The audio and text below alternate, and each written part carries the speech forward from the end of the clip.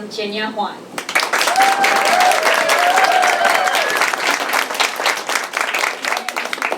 Thank you so much, Nikki. All right. I was like, are we still talking about me? Yeah. Nice. Thank you all again. It's such an honor to be here, and I'm so grateful for the opportunity to ring in the new year with you. And so, like Nikki said, my name is Jin-Ya Huang. Sounds like Virginia, just without the verb. And so, thank you, Megan and Nikki, for inviting me to come in here to talk about sanctuary and what this word means to me. And so when they first asked me, I just, I thought, okay, English is my second language. I'm going to Google this puppy and find out, what it means. And so, first and foremost, it's a place of refuge or safety. Secondly, it means a nature reserve. And third, according to dictionary.com, it's a holy place, a temple, or a church. And so I find this interesting, and as I interpret this, I thought about it from my perspective. In my early days, I grew up actually in Taipei, Taiwan. I immigrated to America when I was 13. And Taipei, Taiwan to Tulsa, Oklahoma, y'all.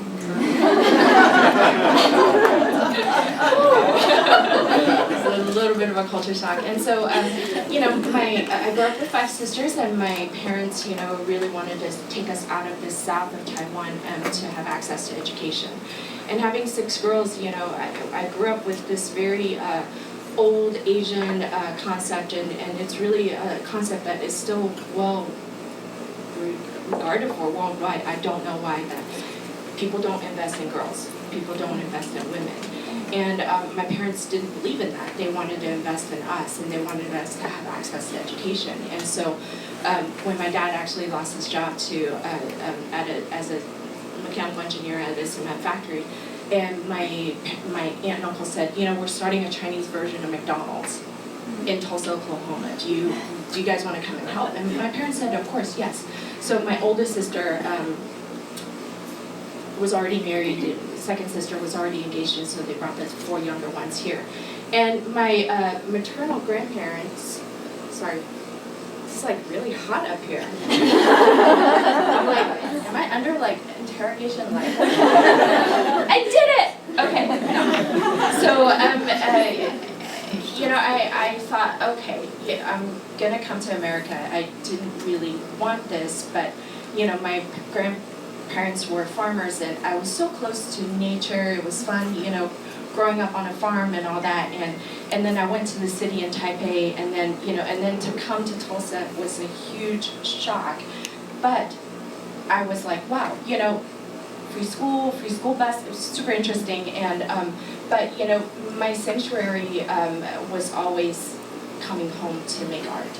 I knew ever since I was 3 years old that I wanted to do something creative. And I just remember going to school and going to art lessons. That was the only place that you can draw on the ground. And nobody said that it wasn't okay. And contrary to popular opinion, I did not excel in math or science. And so I really needed something that I can hone in on. And so art became my universal language. And coming to appreciate things like this, this is one of my favorite places on earth in West Texas. It's Terlingua, Texas, and this is where I would want to any place I would like to be. This is a huge sanctuary for me. And yes, I remember to credit the photographer. Thank you very much. Yeah, we always want to do that, right? Really honor our friends and neighbors who do this incredible work. And so, that kind of goes into the I suppose, the nature preserve, kind of definition of our sanctuary. And, but growing up, it was just kind of like, okay, there are these outside things that I kind of, always look to, and one of those pillars, obviously, is my constant, is my mother. And my mom, Margaret May Huang, was very much a a chef and a community leader.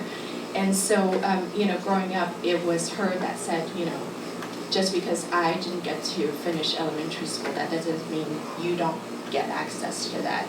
Just because I had to get married in an arranged marriage, that doesn't mean you can't fall in love and choose your own path.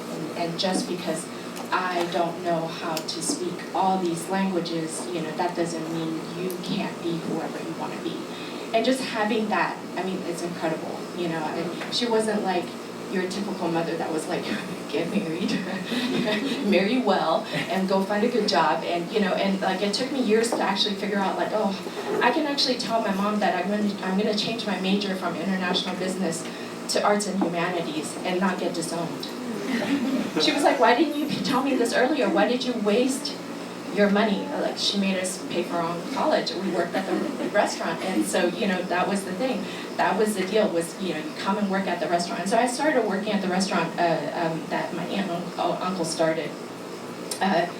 For those of you who've been around Dallas long enough, it was Egg Roll Express, and so they kind of went up, obviously with Panda and lost, but 16 franchises. They did well enough. That. In the Southwest, that it was really awesome to kind of see that kind of entrepreneurship, empowerment, and yes, and my parents and my aunt and uncle were not beneath child labor, so that one right there. No, you stay. Put her to work. We're gonna work the room just around her. Yeah, no, it was like you're peeling snow peas. You are taking out the trash. You're gonna go clean the toilet because we ain't got time for that. You were helping out. It was a family business. It was a family affair. It was intergenerational. My grandparents were there. My parents were there. We were there. All the generations. Just under one roof, helping out. And so I was too young and stupid to realize this, but my mom, really just saw the opportunity for us, not only in Tulsa, but they were like, oh, there's a franchise that was doing really well in Dallas. And they said, oh, we're going to buy one of the franchises in Dallas, and that way you guys can go to, a bigger university and, be in a bigger metropolitan city and just, fulfill your bigger hopes and dreams, right? And so, in that, so the location they had was over at Farmers Branch, and so in the kitchen, my mom would train other refugees, immigrants, and migrants to come and work in our kitchen. She would train them with job skills and send them on to bigger and better opportunities. So for those of you who understand the very complicated past of Taiwan, it is a runaway province from according to China. And so they've always wanted to claim it back, just like Hong Kong, as a colony. And we were actually colonized by the really Japanese and Chinese, over the years. And so my father actually grew up during the war. And he was forced to learn how to speak Japanese and not speak Taiwanese or Hokkien or Mandarin. And my parents remember the days where they had to ration food, rice, soy sauce, and then giving the military and government their food, and then the farmers ended up having to starve themselves and experiencing, food insecurity. So it's really challenging, all these things that, my parents. My ancestors were refugees, who escaped from these, colonization, from war, and famine and trauma, and to take refuge in Taiwan, and but most people, what's happening in Ukraine right now. Our conversations with Presidents, Bush and Clinton, they've told us that that is actually buying Taiwan maybe just another year or two of freedom. And it's challenging, the interconnectedness, for my parents to share their oral history, right? And the idea of, what was sanctuary for them, really to be able to get to a safe place and not have to be ruled under communism, not be ruled under, all the socioeconomic issues and political issues and challenges. That was really huge for them. And, coming to America was also like hitting the lottery for them. Finally we were able to afford education and all that. And so, you know, the mindfulness of my mom wanting to do this for other people because she didn't have access, it didn't just go to her children, us. It was actually to all these other people that came across us. So she thought, oh, if I didn't know how to speak English and I didn't have any ready set job skills, how many other people are experiencing this, you know? And so she provided that refuge and that sanctuary, you know, for people who were interested in cooking to, you know, to come and help us out. So when I lost her to cancer, she passed away actually in 2015 from multiple myeloma. I was devastated. I mean, just fallen apart. And like any other thing that I go through, I immediately thought about what it would be like to make art around the things that both my mom and I cared about. My mom cared about food, about feeding people. I cared about making art, making a difference. And so, you know, this was really shortly after I was kind of getting like the triple whammy, if not the double whammy around that time. I had just become a domestic violence survivor, and so I was working with refugee resettlement agencies, you know, to find other clients who were going through DV situations, you know, refugees, immigrants, migrants, and also people who were seeking domestic violence shelter. And so I was already making art to really, you know, tell their stories of survival, because I felt really alone at the time, and I wanted other people to know that they're not alone. And so I thought, well, you know, I wanted to honor my mom. I wonder who else, you know, would be interested in doing this with me. And here's the community, and now you're a part of it. You know, I really just reached out to people and started saying, hey, I have this idea. I want to cook with women. I want to cook with women from war-torn countries. I want to cook with refugee women from war-torn countries and develop a workforce training program where they can learn about, you know, getting a food handler's permit, food manager's license, and, you know, the logistics and operations of, you know, how to work in an American food service business, because they already know how to cook. That's not the problem. You know, these women from, you know, from Iraq, from Syria, from Afghanistan, from Myanmar, from the Congo, from Rwanda, from Burundi, and I can go on and on. All these women are kick-ass chefs. They don't need to go to culinary school. They are fully certified in my mind, because my taste buds know. You know, decades of being at my parents' restaurant, like, we knew what crowd pleasers were. You know, we knew what worked and what sold, and, you know, but and what really sold is when anytime you cook with love, anytime you cook with love, you taste it in every bite. You know, and so, yeah, we put out the APB, you know, with these refugee resettlement agencies like IRC, International Rescue Committee, Mosaic Family Services, you know, Catholic Charities, and Refugee Services of Texas, and we just said, you know, hey, we're interested in, you know, cooking with people, and they're like, are you crazy? You know, because there's no translators that we can provide you, there's no infrastructure, we can barely keep up with resettling refugees, you know, people who are trying to, you know, find sanctuary here in America. We don't have time to, you know, work on an art project with you. Because initially I pitched this as an art project. I wanted a community space for people to be able to talk about, you know,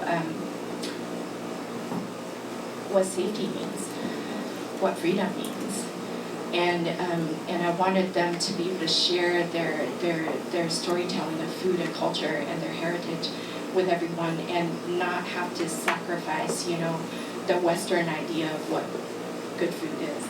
And so they cook their ethnic food, and they share their storytelling, sometimes in their native tongue, and we have translators or interpreters that come and help with the storytelling. And then we share it with the public. And so the first pop-up was actually a collaboration with Cafe Momentum. Have you guys been out there before? Okay. Yeah, yay to Chad Hauser. They're actually franchising. Did you guys know that? Yeah, they're actually getting out to Pittsburgh, and then I think later on Atlanta and Nashville. And so what they do is they help youth coming out of juvenile detention halls. They do an internship, and they teach them how to cook, and they go on to bigger and better opportunities. And so when we started Break Borders, we're like, it's like Cafe Momentum, but for refugee women. It's like, are we doing a movie review? Like, this is what do I have to do to get you people to understand it? So it's like, I'm not speaking Chinese, it's not Mandarin, totally English here. And so running a social enterprise, that's super interesting too, right? It's not really prevalent here around the South, and so, we actually kickstarted as an LLC. And so, how am I doing on time? You can start just nudging at me. Do I need to fast forward? 15, 20 minutes? Okay, cool. All right. So so this is my 6-word story: social practice artist turned accidental entrepreneur. Have you guys heard that? Supposedly Hemingway kind of said this. You tell me. What did he say? Do you know the 6-word? Do you know his 6-word story? Oh yeah. Okay, bring it. Baby shoes for sale, never worn. Perfect. Thank you. Thank you so much for that. Baby shoes. Baby shoes for sale. For sale, never worn. Yeah. It makes you want to know more, right? So I hope that makes you want to know more. Here we go.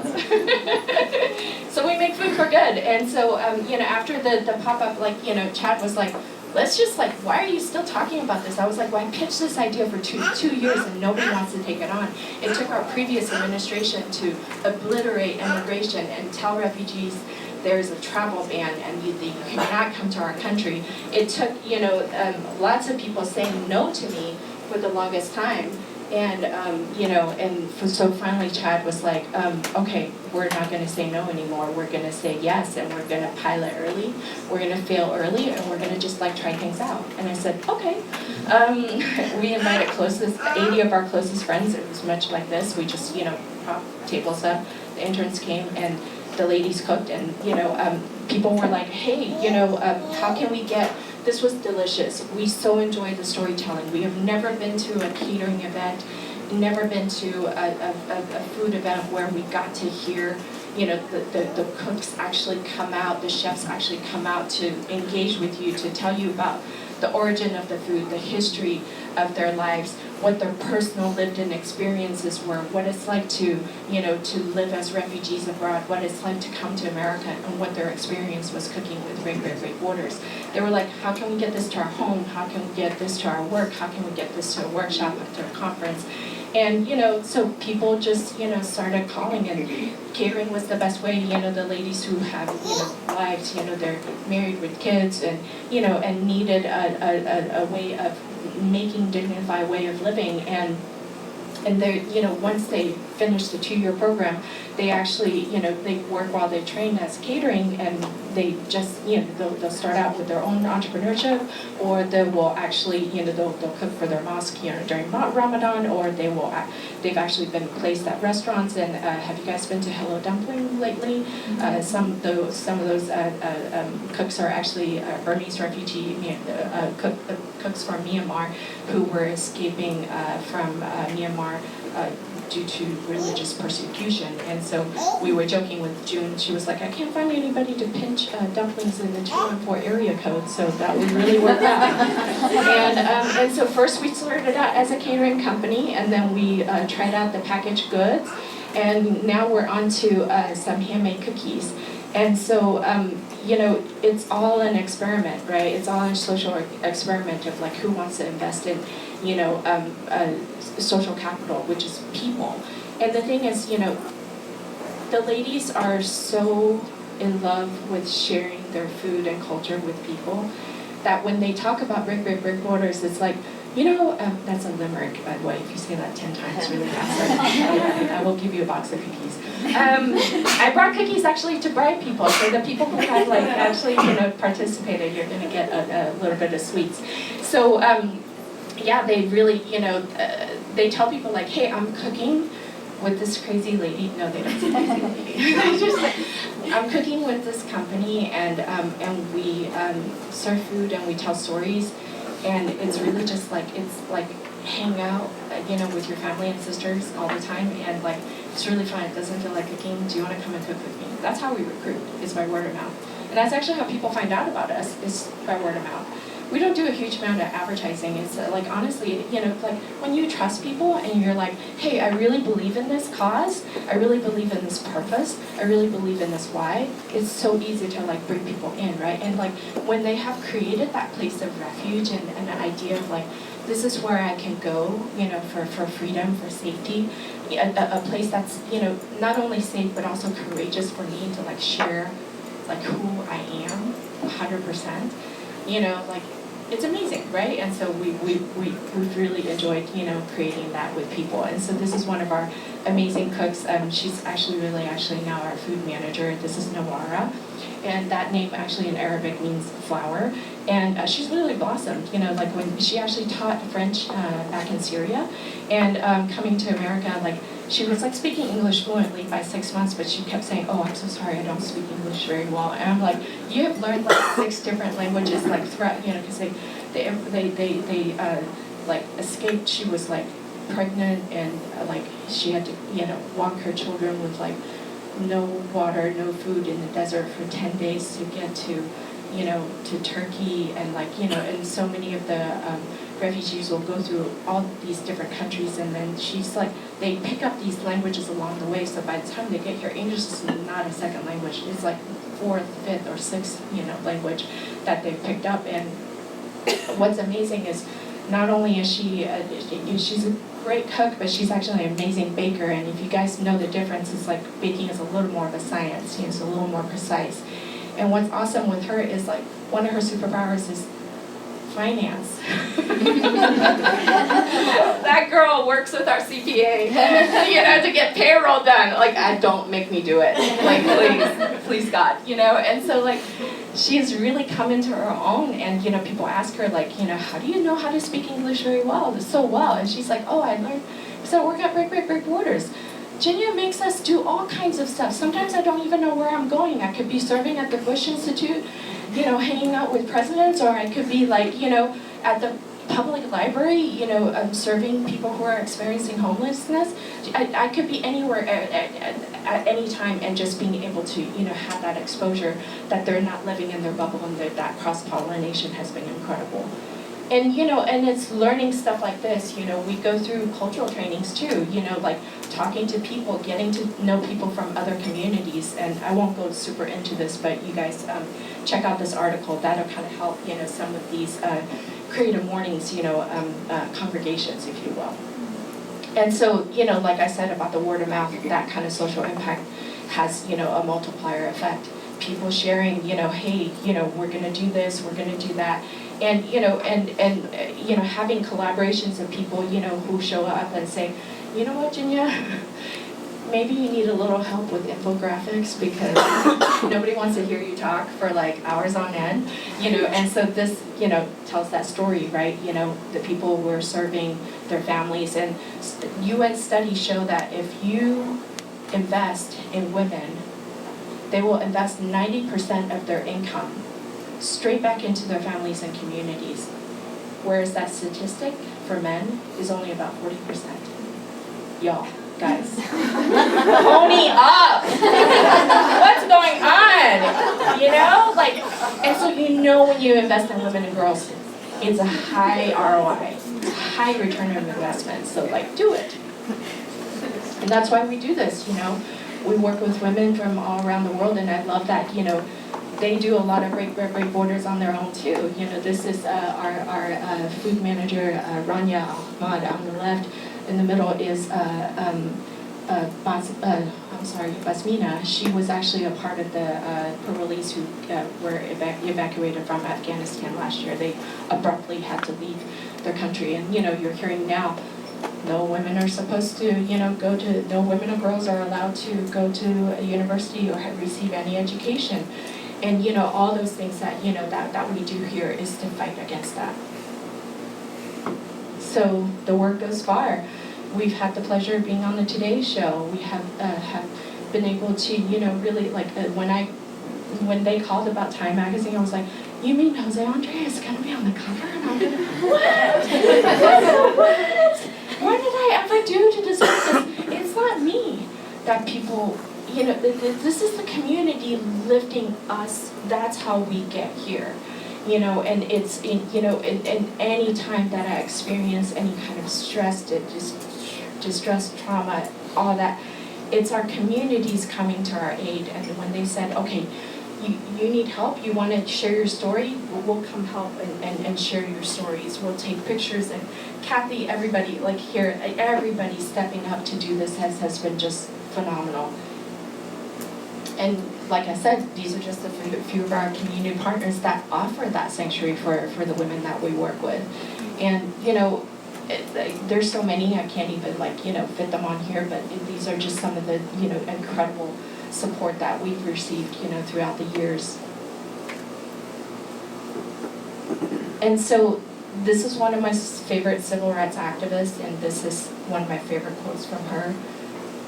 We are the leaders we've been looking for. There's no need to wait for Superman to come and save us. You know, the work starts with us. And, you know, and I think a lot of the things that we talked about before, you know, the dictionary, you know, explanation or definition of, you know, what sanctuary means, right? Like, there is usually a place, a person, a gathering, somewhere that you find that. But honestly, to me, I really believe finding our sanctuary, our holy temple within ourselves. It all begins with me. It all begins with you. And so I really, you know, hope that you think about, you know, what that looks like and how you treat yourself, you know, when you go on your creative journey and discover, you know, what that really means for you. Because you can go any place in the world, but when you come back, you remember, like, you know, like, I love to travel, you know, and like I'll go all around the world, and when I come home, I'm like depressed. I'm like, oh no, like, why can't I just be like on vacation mode all the time, right? But then I remember, oh, I'm doing work that is purposeful, that is meaningful. I feel like I'm moving the needle just a little bit, making some impact. You know, when the women, you know, are on the fireside chat panel, you know, talking and sharing their stories and telling people that now they have power back. Now they have power back. Like, I don't coach them on what they say. They share, you know, what they want to. And for them to find that word meaningful is really incredible. So before I break out into this, I may kind of want to do a little bit. So, you know, parts of this is, you know, my mom really taught me a lot about just what interfaith work is like. I was raised Buddhist, and I've been working with a lot of women just from all around the world of different faith. And, you know, and I wanted to actually share some of these parts with you. And so after, actually we'll do it after, well, actually, how much time do we have now? 10? 15? 15 still? Okay. How did that work? The infinite, like, time loop, the Matrix or something. Okay. Well, and I can walk you through it, or we can do this together. We can do a little, we're going to do a couple collaborative activities here, just to kind of talk about, you know, the renewal, the inclusion, and, you know, the type of work that my mom really taught me. And so, like Nikki said, we're actually, you know, coming up on Lunar New Year. I'm super Chinese. I'm like super Asian. Everything about me is like, I walk, talk, you know, like, you're gonna know like everything about Taiwan. And so so when Nikki said, oh, so also Lunar New Year, I was like, oh, one of my favorite activities for like people of all ages is I love doing this red envelope bookmark. And so you guys know Sunday is actually Year of the Rabbit coming up, right? Okay. And if you don't know your Chinese zodiac, what animal you are, you must find out. This is like every other astrology. It's like, oh, I forget worse. Like, oh, like you're the dog. You can really get into some stuff there, you know? And so I brought these red envelopes. They're pre-stuffed with a lucky penny inside for you. And usually there's a lot more money in that, but that's all I can afford. All I can afford, y'all. Like, keep ordering big orders so I can afford to give you more money in your money envelope. And so, like, you know, you do it for like New Year's, you do it for special occasions, when somebody has a child, when somebody gets married, you know, like red envelope is super lucky because it comes with money. And lots of good luck. And so I pre-stuffed them with a lucky penny inside for you. And then each one of these, they all have different, you know, cool saying on it. Like yours actually says fortune, fool, and yours says 万事如意. So like 10,000 things will always go your way. It's really like millions, but you know, it's all good. Yeah. And then what else is? Yeah, 万事如意, that's also the everything will go your way. Fu is good fortune. Oh, 大吉大利, that's like lots of good luck and lots of prosperity. Yeah, so like they're all good things. Like it's not like the world is gonna end, follow me. There's nothing like that. Yeah, like super positive stuff. And then I obviously, you know, did a little branding and did a little, you know, break border stickers on the back, just so you remember me. If you don't like them, you can totally peel them off. But I'm like, come on. And then that's kind of like my business card. And then they're pre-hole punched already. And so, and I think some of you got ahead of it, and actually I brought the little antique coins that kind of, you know, hark back to like dynasty days of like centuries ago of like what people carried as actually as money. And so they're on red strings that you can actually just tie on with the red hole, and then you can use them as a bookmark, or you know, or just something that you want to put, you know, someplace, you know, for good luck, for good feng shui, for good anything. Like, yeah, have fun at it. And I have a particular way I do it, but you don't have to. You like if you guys just kind of want to like, you know, tie it on your own. But the funny thing is, like, my mom was always kind of a little bit superstitious about stuff like this. You know, like you always tied it like, you know, either like in lucky numbers, right? You know, like 3, you know, you can never divide it, it never ends. 6 is like, you know, all things will go your way. 8 like rhymes like with like prosperity. 8, the number 8, and the number 9 rhymes with like forever. I'm like, is there an unlucky number? Oh, she's like, oh yeah, the number 2 rhymes with like hunger, like you never want that. And the number 4 rhymes with death. You never want that either. And so like when you shop for houses, you never want to do that. And so like I'm like, oh, okay, you know, so it's hilarious. But you guys, you know, however you want to do this, you can go ahead and just, you know, tie the little coins on. And so you can tie like 3 knots, 8 knots, 9 knots, whatever, 6 knots, 8 knots, whatever that you're comfortable with. Did you get one of the coins? If you didn't get a coin, yeah, just help yourself. Yeah, cool. And so like I typically, yeah, sure. So I typically like just take because I like the coin to stay in the front, and so I'll actually take the 2 little string and I'll put it through the hole from the front like this. Can you kind of see that? So your coin is actually in the front, and the string kind of is like this. Do you see that? Okay. And then I kind of basically just like take this, and depends on how loose or tight you want the coins to be to the very top. I wish I had like a macro lens, you know, like video thing to like help us. And then I just like tie it as tight as I can up here. Did you kind of see that? Yeah. A little bit? Yeah. Yeah. Yeah, and then so now that it's already tied on here, you can basically just kind of start 1 knot, 2 knot. I'm going to do the 9 thing. 3, 4. Ooh.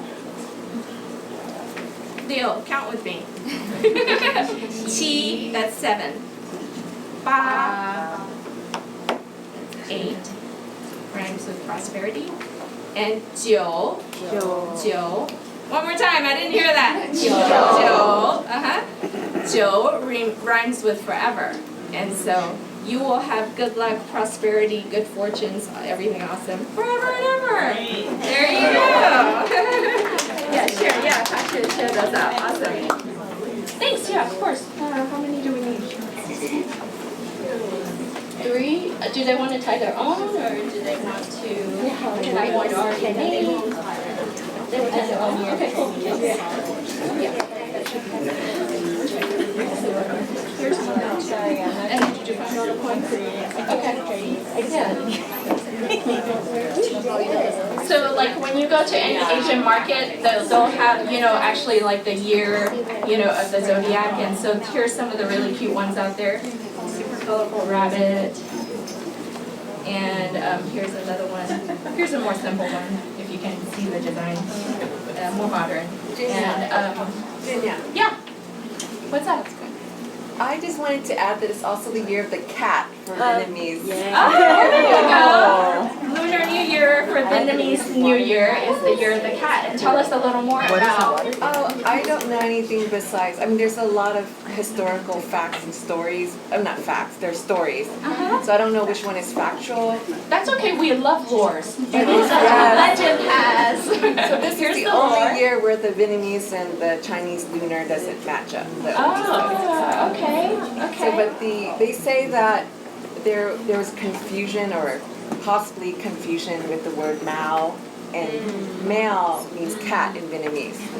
So since we're derived from the Chinese, like either it was out of defiance or out of confusion. So or they just stuck with it. Well, I love that there's diversity even in the Lunar New Year, and however we celebrate it and whatever animals we do that with, we do it happily. So thank you so much. Happy Year of the Cat, and let's see. So I'm just going to do one little song and teach everybody a little something, and then we'll kind of close out if that's okay. Okay. Cool. So one other activity that this is how inclusive we are. So my cousin actually, as it turns out, passed away last year. And one of the things at his life celebration that he had asked to be sung is a song that is actually a Sufi chant. And somebody actually said this to almost a song in a way that that really celebrates, I think, like the definition of like giving away the power and giving into the power of love. And so when we spread his ashes in the middle of this beautiful river, like this was one of the songs that he had asked to be sung. And so I wanted to share it with you because the people who set this to music actually, gave it words in English and also in Arabic.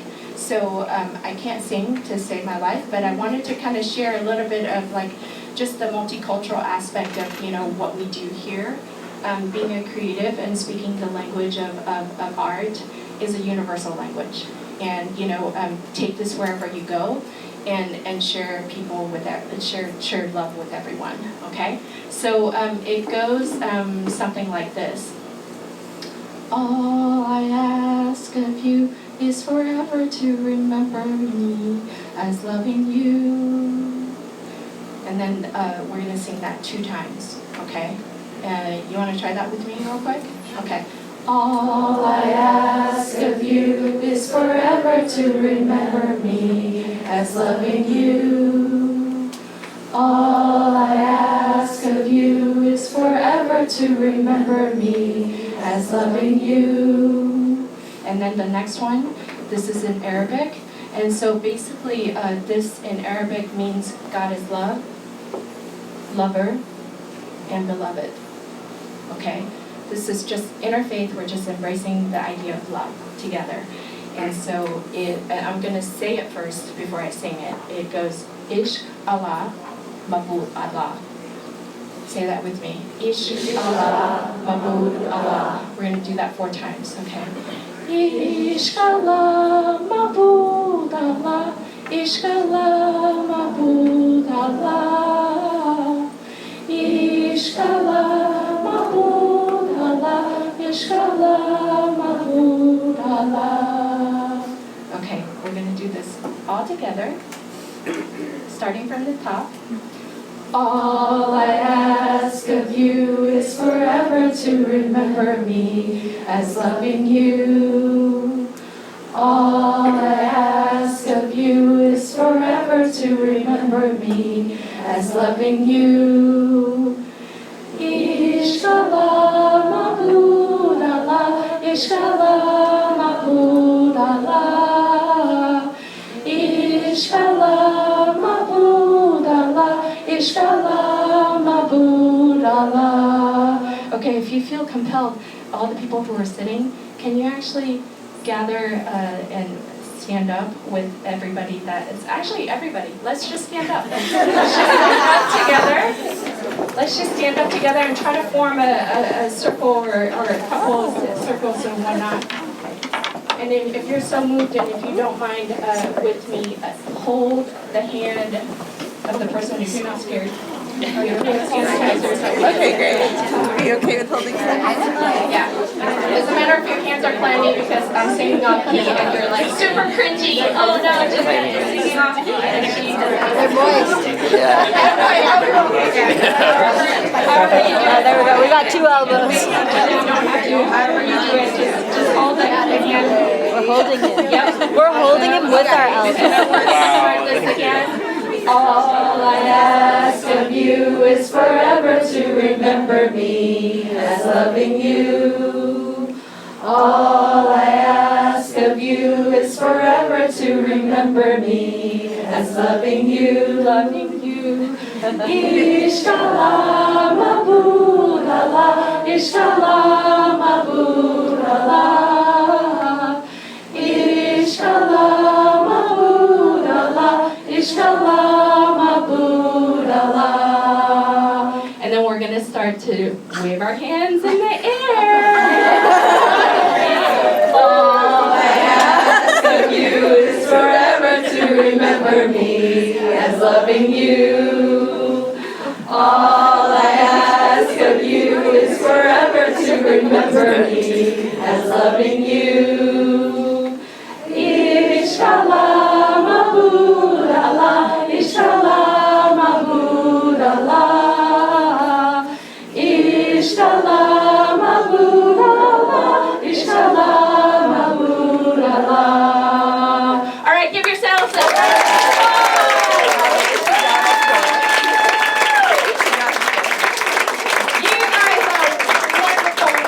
beautiful community you have built here, and thank you so much for doing this incredible experiment with me. And sometimes, yeah, maybe it's a little uncomfortable getting to know new people, but these are our friends, these are our family, these are our neighbors. You are all our brothers and sisters in the movement. Thank you. I'm so grateful for your partnership and being in this community with us, and thank you for helping to build this sanctuary together.